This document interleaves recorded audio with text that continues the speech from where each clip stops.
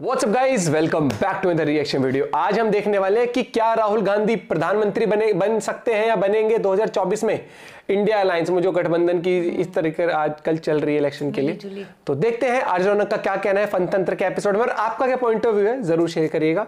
Video होगी काफी interesting. 1 2 3 गो। तो आखिरकार बाजी पलट ही गई। मोदी सर ने मामले में गुजरात की निचली अदालत ने इस साल अप्रैल में राहुल गांधी को 2 साल की सजा सुनाई। जब सजा सुनाई तो लोगों को लगा कि राहुल गांधी जी का खेल शुरू होने से पहले ही खत्म। इस सजा के साथ ही उनकी संसद सदस्यता भी चली गई। लोग सवाल पूछने लगे कि अब राहुल बाबा क्या करेंगे? क्या वो राजनीति से संन्यास लेकर फुल टाइम ट्रैवल ब्लॉगर बन जाएंगे? क्या वो मधुमक्खियां पालकर शहद बेचने का काम करेंगे, या फिर गांव-गांव घूमकर आलू से सोना बनाने की फैक्ट्री लगाकर देश की गरीबी दूर करेंगे? लोगों ने यह मान लिया था कि वो कुछ भी करेंगे, मगर अब प्रधानमंत्री तो बनने से रहे। इसके बाद गुजरात हाईकोर्ट ने भी उनकी सजा बरकरार रखी, तो कुछ कांग्रेसियों ने आलू से सोना बनाने वाली फैक्ट्री के लिए प्लॉट देखना भी शुरू कर दिया। कुछ ने तो 2-4 जमीनों के बयाने भी दे दिए, मगर इससे पहले कि नारियल फोड़कर किसी फैक्ट्री का मुहूर्त होता, सुप्रीम कोर्ट ने राहुल बाबा की सजा से रोक हटा ली। मजा आया। खबर मिलते ही कांग्रेसियों ने नाच नाच कर अपने घुंघरू तोड़ डाले। इसके बाद नो कॉन्फिडेंस मोशन पर बोलते हुए उन्होंने जिस जोश से प्रधानमंत्री पर हमला बोला, उसे सुनकर उनके समर्थक निहाल हो गए। उन्होंने मणिपुर में केंद्र सरकार की नाकामी पर सवाल उठाए, मोदी जी की तुलना रावण से कर दी, फिर अडानी का मुद्दा उठाकर बीजेपी को घेरने की कोशिश की। उनके इन तेवरों ने कांग्रेसियों में फिर से जोश भर दिया। अशोक गहलोत ने तो यहां तक कह दिया कि हमारे लिए राहुल गांधी ही पीएम कैंडिडेट है, बाकियों का हमें नहीं पता। गहलोत और उन जैसे बाकी लोगों की इस बयानबाजी से फिर से यह सवाल खड़ा हो गया है कि क्या सुप्रीम कोर्ट से राहत मिलने के बाद राहुल गांधी फिर से पीएम पद की दौड़ में शामिल हो गए? क्या कांग्रेस के अलावा आईएनडीआईए गठबंधन की बाकी पार्टियां राहुल को पीएम पद का उम्मीदवार कबूल करके उनके नाम की मेहंदी अपने हाथों में लगा लेंगी? और सबसे बड़ा सवाल यह है कि क्या राहुल गांधी इन 5 सालों में इतने मजबूत हो गए हैं कि वो आमने सामने की टक्कर में मोदी को चुनौती दे पाए? तो आज के इस फनतंत्र में हम इन्हीं सारे सवालों का आंसर देने की कोशिश करेंगे, बशर्ते केजरीवाल जी हमें इसकी इजाजत दे दें। सर, शुरू कर सकते हैं क्या? कोरोना भाई। नमस्कार दोस्तों, जय हिंद। मैं हूं रौनक। फनतंत्र में वेलकम। दोस्तों, राजनीति हो, फिल्में हो, यूट्यूब हो या कोई क्रिकेट टीम हो, यह बात क्लियर है कि आम आदमी ऑर्गेनाइजेशन से यानी इंस्टीट्यूशन से ज्यादा इंडिविजुअल से जुड़ता है, यानी लोगों से जुड़ता है। मतलब अगर दुनिया किसी क्रिकेट प्लेयर की फैन है और वो प्लेयर नए सीजन में टीम बदल लेता है, तो उसके फैन भी उसकी पिछली टीम को भूलकर नई टीम को सपोर्ट करने लगते हैं। फिल्म चाहे कितनी भी बकवास क्यों न लगे, अगर हमारा फेवरेट एक्टर उसमें है तो हम देखने जरूर जाते हैं। यूट्यूब या इंस्टा पर भी हमें किसी का काम पसंद आ जाता है तो हम उस आदमी को इतना बड़ा बना देते हैं जितनी बड़ी कंपनी भी नहीं होती। ये सारे एग्जाम्पल सिर्फ ये बताने के लिए दे रहा हूं कि हम इंसानों की नेचर यही होती है कि हमें इंस्टीट्यूशन से ज्यादा यानी ऑर्गेनाइजेशन से ज्यादा इंडिविजुअल यानी हम लोगों से कनेक्ट कर हमें इंसान अच्छा लग जाए तो हम उससे जुड़ी हर चीज को पसंद करना शुरू कर देते हैं। और यही बात बड़े लेवल पर पॉलिटिक्स पर भी लागू होती है। हो सकता है ऐसे कितने ही लोग होंगे जो एक पार्टी के तौर पर बीजेपी को पसंद न करते, मगर मोदी के फैन हैं, तो मोदी की वजह से बीजेपी को भी वोट दे देते हैं। ये ताकत होती है पॉलिटिक्स में चेहरे की। और यही वजह है कि जनरल इलेक्शन तो छोड़ दीजिए, ज्यादातर जगहों पर बीजेपी लोकल इलेक्शन तक में मोदी जी के चेहरे पर चुनाव लड़ जाती है। और पिछले 10 सालों से मोदी का यही चेहरा बीजेपी को इलेक्शन पर इलेक्शन जितवाता आ रहा है। ऑपोजिशन पार्टियों को इतना तो पता है कि उन्हें बीजेपी को हराना है, मोदी को पद से हटाना है, मगर अभी तक वो लोग ये तय नहीं कर पाए कि मोदी को हटाना है, किसका चेहरा उतारना है। क्योंकि इस INDIA अलायंस में बहुत सारी पार्टियां साथ ही इस शर्त पर आई हैं कि किसी एक चेहरे को प्रोजेक्ट नहीं किया जाएगा। इन सब का एम है कि पहले हम लोग मिलकर ना बीजेपी को हराएंगे, फिर बीजेपी की अगर डोली उठ जाएगी तब देखेंगे कि पीएम की गोली पर किसे बिठाना है। क्योंकि अभी किसी का नाम अगर अनाउंस कर दिया तो सभी फ्यूचर पीएम नाराज फूफा बनकर बारात आने से पहले ही घर चले जाएंगे। सच कहूं तो इस मामले में INDIA अलायंस के लोग गलत भी नहीं है, क्योंकि यहाँ हर रीजनल लीडर अपने आप में खुद को जॉन F कैनेडी से कम थोड़ी ना समझता है। इसलिए अगर कांग्रेस राहुल गांधी को पीएम का फेस बताती है तो ममता जी नाराज हो सकती हैं। टीएमसी वाले ममता जी को अगर चेहरा बताएं तो केजरीवाल बुरा मान सकते हैं। और केजरीवाल जी तो भैया अमेरिका में अगर कोई राष्ट्रपति उम्मीदवार घोषित हो जाता है ना तो उस पर भी नाराज हो जाता है कि इन लोगों ने मुझे क्यों नहीं उम्मीदवार बनाया। अब तो माशाल्लाह 2-2 राज्यों में उनकी पार्टी की सरकार भी है। INDIA में इनका हक तो बनता ही है कि लेकिन और ये ऐसी बात है जो इस तरीके से सभी जानते हैं। इसलिए पिछली बार बेंगलुरु में जब इनके अलायंस के लोग मिले तो मल्लिकार्जुन खड़गे ने क्लियर कर दिया था कि कांग्रेस पार्टी की इस पोस्ट में अभी कोई दिलचस्पी नहीं है, वो अपनी तरफ से कोई चेहरा प्रोजेक्ट नहीं करेगी। लेकिन मोदी सर ने मामले में सुप्रीम कोर्ट से राहत मिलते ही कांग्रेसी फिर से राहुल गांधी को पीएम पद का कैंडिडेट बताने लगे। जब हमारी पार्टी का चेहरा जो राहुल गांधी है प्रधानमंत्री पद के लिए, फिर कहां बात उठती है कि और कोई आएगा? तो ये किसने कह दिया? आप अधिकृत रूप से कह रहे हैं कि राहुल गांधी प्रधानमंत्री का चेहरा है कांग्रेस की। हमारे लिए तो है ये। एक्सपर्ट्स का कहना है कि दरअसल राहुल गांधी को पीएम कैंडिडेट बताने या न बताने के पीछे कांग्रेस की अपनी मजबूरी है। वेल, इससे पहले कि हम मजबूरियों की बात करें, आपका थोड़ा फायदा करवा देते हैं, डिस्क्रिप्शन में बढ़ते हैं। राहुल क्यों है जरूरी?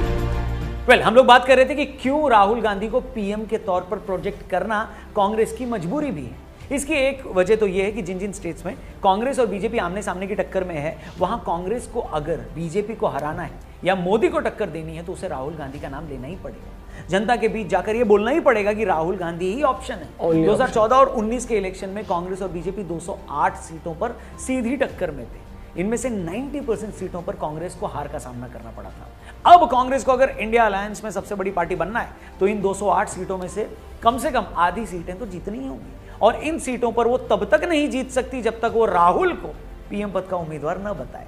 अच्छा, कांग्रेस के अंदर भी बहुत सारे ऐसे लोग हैं जिनको लगता है कि राहुल गांधी को अभी से पीएम फेस के तौर पर प्रोजेक्ट करना चाहिए। इन लोगों का मानना है कि राहुल गांधी की भारत जोड़ो यात्रा की वजह से पार्टी को, उन्हीं की यात्रा की वजह से पार्टी को कर्नाटक और हिमाचल जैसे स्टेट में बड़ी जीत मिली है। भारत जोड़ो यात्रा में इतने सारे लोगों का आना भी इस बात का प्रूफ था कि राहुल गांधी को बड़े लेवल पर लोगों का सपोर्ट मिल रहा है। मोदी सर ने मामले में सुप्रीम कोर्ट से रिलीफ मिलने के बाद राहुल गांधी विनर बनकर उभरे हैं। ऐसे में मोमेंटम राहुल गांधी जी के साथ है। यही टाइम है कि कांग्रेस पार्टी को खुलकर राहुल को बैक करना चाहिए, क्योंकि इसी साल एमपी, छत्तीसगढ़ और राजस्थान जैसे स्टेट में भी इलेक्शन है। मध्य प्रदेश से जो खबरें आ रही हैं उसके हिसाब से कांग्रेस वहां बीजेपी की सरकार को उखाड़ सकती है। छत्तीसगढ़ में भूपेश बघेल हो सकता है कांग्रेस को फिर से सत्ता में ले आए, और राजस्थान में तो हर बार सरकार बदलने का रिवाज है। फिर भी अशोक गहलोत अगर वहां अच्छी फाइट देकर भी हारे तब भी ओवरऑल स्कोर कांग्रेस के खाते में ही जाएगा। ऐसे में राहुल गांधी को अभी से फेस बनाने का फायदा ये होगा कि गड़बड़ कर रहे हैं लोग, सबसे पहले कांग्रेस जनरल इलेक्शन में और ज्यादा कॉन्फिडेंस के साथ जाएगी। इन लोगों का यह भी मानना है कि 2019 के चुनावों से अब तक एक लीडर के तौर पर राहुल गांधी की इमेज में काफी फर्क आ गया है। भारत जोड़ो यात्रा के जरिए वो साबित कर चुके हैं कि वो रजाई से निकलकर जमीन पर आकर पॉलिटिक्स करने को तैयार है। मल्लिकार्जुन खड़गे को पार्टी अध्यक्ष बनाकर गांधी परिवार ने यह भी दिखा दिया है कि वो लोग पार्टी पर कब्जा करके भी नहीं रखना चाहते। आज सोशल मीडिया पर भी राहुल गांधी के पोस्ट किसी भी नेता से ज्यादा वायरल होती है। इसके अलावा मणिपुर के हालात, नू में हुई हिंसा से बीजेपी गवर्नमेंट पर दाग भी लगा है। इन घटनाओं से वही हुआ है जिसके बारे में राहुल गांधी इतने टाइम से दावा कर रहे थे। इसलिए इस ग्रुप का मानना है कि राहुल गांधी को लेकर कांग्रेस को अपनी झिझक, अपनी हिच छोड़नी चाहिए और इंडिया अलायंस की बाकी पार्टियों को भी राहुल गांधी के नाम पर कन्विंस करना चाहिए। आखिर लड़का जवान है, जोशीला है, गांधी खानदान से है, पैदल यात्राएं करता है, मोहब्बत की दुकानें चलाता है, प्यार का शोरूम खोल रखा है, आजकल संसद में सोता भी कम है, आंख भी कहां मार रहे हैं आजकल, है कि नहीं? और क्या चाहिए दुनिया को उसमें? आखिर क्या कमी है हमारे लड़के में जो INDIA अलायंस वाले हमारे लड़के का रिश्ता पीएम पद के लिए मंजूर नहीं कर रहे हैं? अखिलेश से लेकर ममता तक और तेजस्वी से लेकर केजरीवाल तक ये लोग तो अपने अपने राज्यों में सरकारें बनाकर अपना कलेजा ठंडा करते रहेंगे, मगर राहुल बाबा कब तक इंस्टा पर रील बनाने वालों के काम आते रहेंगे? बताइए। एक मिनट, ये सब मैं नहीं कह रहा, राहुल बाबा के फैंस की आत्मा बोल रही है। काला है सफेद तो सॉरी, जोक्स अपार्ट। लेकिन राहुल गांधी जी को पीएम फेस बनाने के लिए कांग्रेस को अभी इतना आसान नहीं है उनके लिए। इसे आप इस तरह से समझ सकते हैं कि जब इंडिया अलायंस बना और उसमें कांग्रेस से लेकर JDU, RJD, ममता बनर्जी की TMC, केजरीवाल जी की आम आदमी पार्टी और लेफ्ट दल एक साथ आए, तो इसके पीछे वजह ही यही थी कि इन सबको अच्छे से पता था कि अकेले अकेले हम बीजेपी को नहीं हरा पाएंगे। और इस अलायंस में जब अलग अलग पार्टियों को जोड़ा गया तो सबसे पहले इसी बात को लेकर अंडरस्टैंडिंग बनी थी कि हम पीएम फेस प्रोजेक्ट नहीं करेंगे।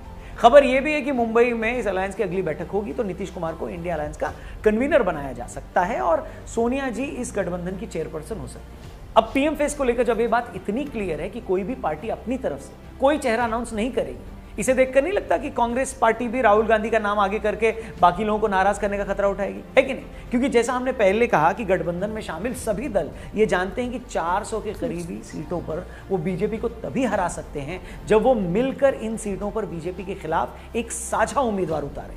इसलिए लगता नहीं है कि कोई भी पार्टी पीएम पद की अपनी चुल के चलते खुद को लुल साबित करेगी, है कि नहीं? कोई नहीं दूसरी बात यह कि कांग्रेसी भी लाख राहुल गांधी को पीएम पद के तौर पर प्रोजेक्ट कर लें, मगर मन के अंधेरे कोने में वो ये मानते हैं कि मोदी से राहुल गांधी की सीधी लड़ाई में फायदा बीजेपी को ही होगा। वो ये भी जानते हैं कि अगर कांग्रेस या इंडिया ने राहुल को मोदी के सामने प्रोजेक्ट किया तो बीजेपी बड़ी आसानी से इसे व्यक्तियों की लड़ाई बता देगी। राहुल के सामने आते ही बीजेपी इसे फिर से परिवारवादी राजनीति से जोड़ देगी।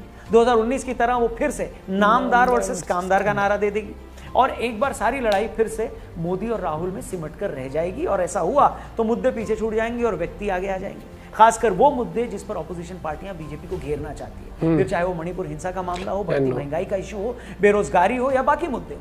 इसलिए राहुल गांधी की तरफदारी करने वाले लोग भी कहीं ना कहीं ये अच्छे से जानते हैं कि राहुल गांधी को बढ़ चढ़कर आगे लाना खतरे से खाली नहीं होगा। सबसे बड़ा लेकिन यहां एक बहुत बड़ा वाला लेकिन है। वो लेकिन जिससे मैंने इस वीडियो की शुरुआत की थी, और वो लेकिन ये है कि आज की पॉलिटिक्स में जब चेहरों पर चुनाव लड़े जाते हैं, चेहरे दिखाकर ही भरोसा जीता जाता है। यही चीज तो मैं कह रहा हूं। आपके राजनीतिक दुश्मन के पास मोदी जैसा मजबूत चेहरा हो और आपकी तरफ से कोई पीएम घोषित ही ना हो, ये तो वैसा ही हो गया जैसे फुटबॉल मैच में कोई टीम बिना गोलची के उतर जाए, अपना गोल पोस्ट ही खाली छोड़ दे। और कोई भी टीम अपना गोल पोस्ट खाली नहीं छोड़ सकती।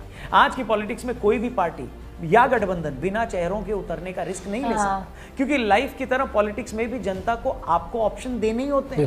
कोई भी पार्टी सिर्फ ये नहीं कह सकती कि मोदी खराब हो और उसे पीएम मत बनाओ। आप ऐसा कहोगे तो जनता पूछेगी कि ठीक है, अगर मोदी नहीं तो तुम बताओ किसको बनाए। अब किसे बनाएं, ये एक ऐसा सवाल है जिसका जवाब देने में भी खतरा है और न देने में बहुत। अब ये INDIA अलायंस को तय करना है कि इसमें से किस खतरे से उसे कम खतरा है, क्योंकि इतना तो क्लियर है कि कांग्रेस से लेकर एनसीपी तक, नीतीश से लेकर अखिलेश तक, बहुत सारे नेताओं के लिए ये चुनाव आर पार का चुनाव है। पॉलिटिक्स में 10 सालों तक सत्ता से दूर रहना बहुत बड़ी बात होती है, और इस बार जरा सी भी चूक हुई तो ये इंतजार बड़ी आसानी से 5 साल और बढ़ जाएगा। 5 साल और इंतजार करना बड़ा मुश्किल है, लेकिन मधुमक्खियां पालकर शहद का धंधा करना उससे भी ज्यादा मुश्किल है। बार बार घूमने जाना अलग बात है, मगर ट्रैवल ब्लॉगर बनकर यूट्यूब चैनल चलाना उससे भी मुश्किल है कि नहीं। बाकी इस मामले पर आपकी क्या राय है, कमेंट करके जरूर बताइएगा। आपको क्या लगता है 2024 में INDIA अलायंस को किसे अपना पीएम कैंडिडेट चुनना चाहिए? जो भी जवाब हो कमेंट सेक्शन में लिखिएगा जरूर।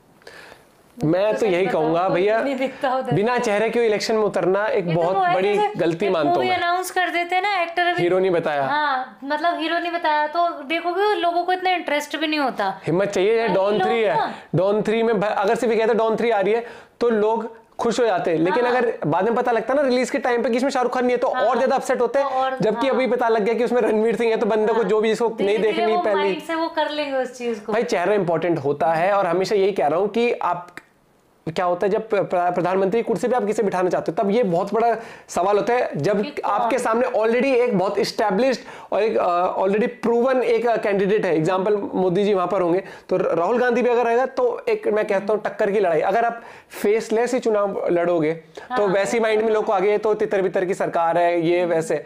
जब वो गठबंधन नो डाउट हो कोई दिक्कत नहीं, लेकिन आपका फेस अगर होता है तो ये पता है कि हाँ हम इनकी जगह इनको प्रधानमंत्री बनाना चाहेंगे इस तरीके से। और वही मैं पहले दिन से कह के आ रहा हूं कि गठबंधन की सरकार अगर आ रही है तो भाई और फेस नहीं है तो वैसे ही बहुत ही मुश्किल है।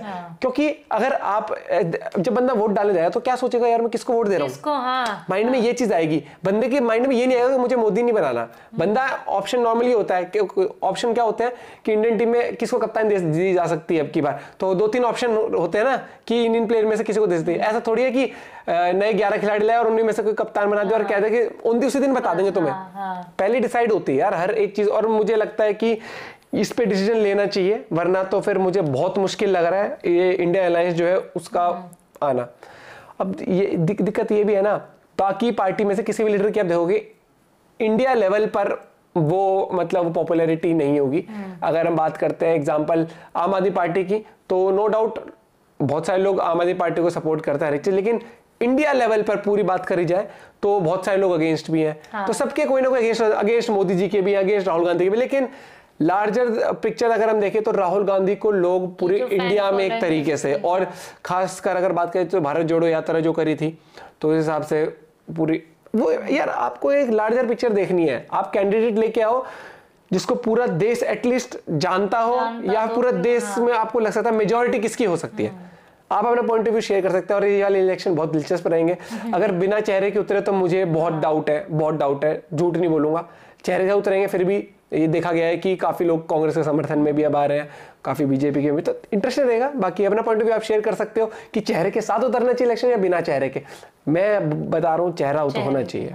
मिलते हैं वीडियो के साथ, बाय बाय, टेक केयर।